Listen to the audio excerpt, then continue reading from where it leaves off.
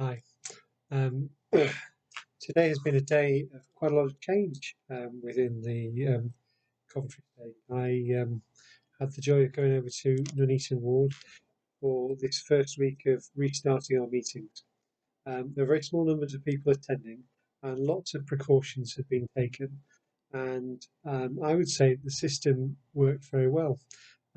Hopefully, as we all return back to church, um, we will gradually be able to feel more comfortable in that new situation.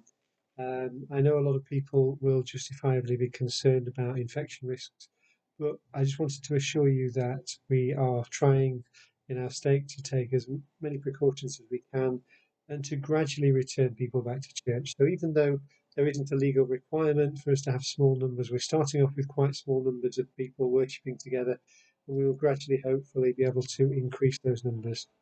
I have been very impressed by the local leaders of the church and the thought and work that's gone into trying to restart church. And I know that for three of our units, the first week will be next week, and for 3 weeks, three of our units we had people attending church today. And I hope for those who are involved, it was a good experience and that you felt the spirit, as I did, very strongly as I attended the meeting today.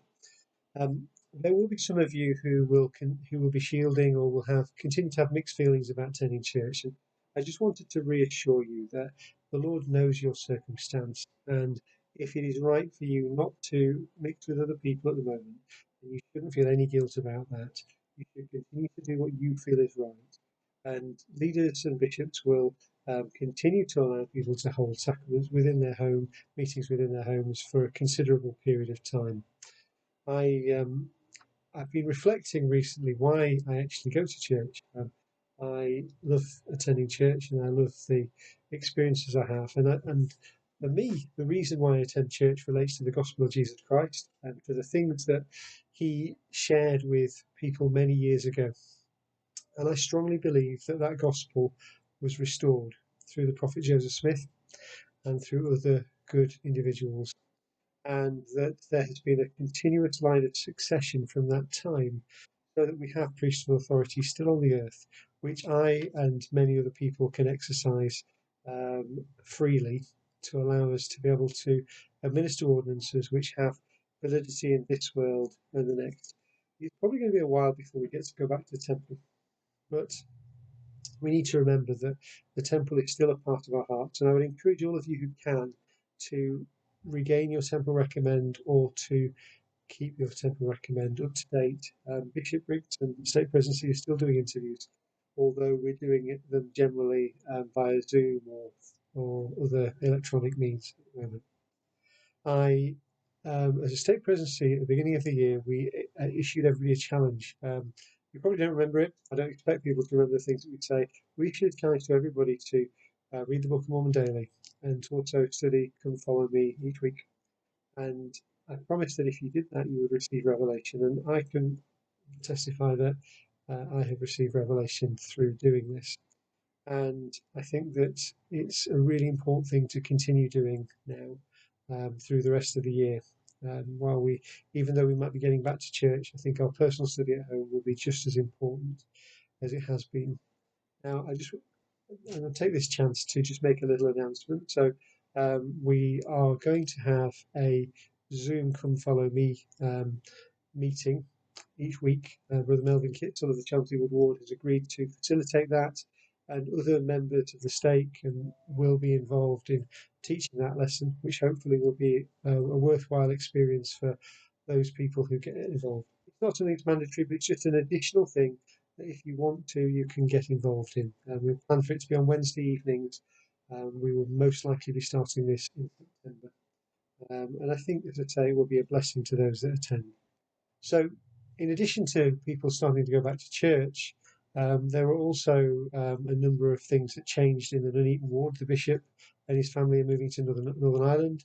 So a new bishop was called, and President Martin was released from the State Presidency to serve in that role. I will miss President Martin a lot. He has been a fantastic councillor, and I'm sure he'll be a wonderful bishop for the ward.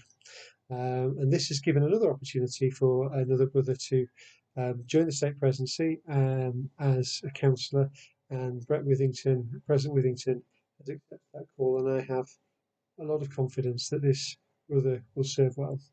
I commend him to all of you, and hope that you will be able to sustain him in the work that he will do in coming weeks.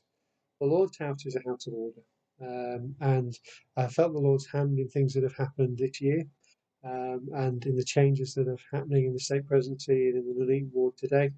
And I hope that those of you who are affected by this will pray about it and reflect on it, and will feel comfortable with it and receive their own personal testimony.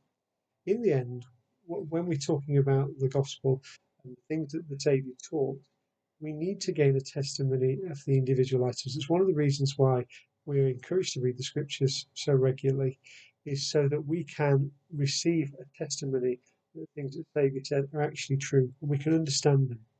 And that's how it should be with all revelation in our lives, is that God will testify through others sometimes, but he will also testify directly to us.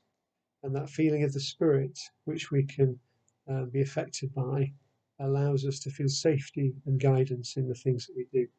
I pray that everyone is well. I pray that you will be able to manage, for those of you who aren't. Some of you will be struggling with various different things. Sometimes you'll have kept those things to yourself. Sometimes they'll be open and obvious for everybody to see.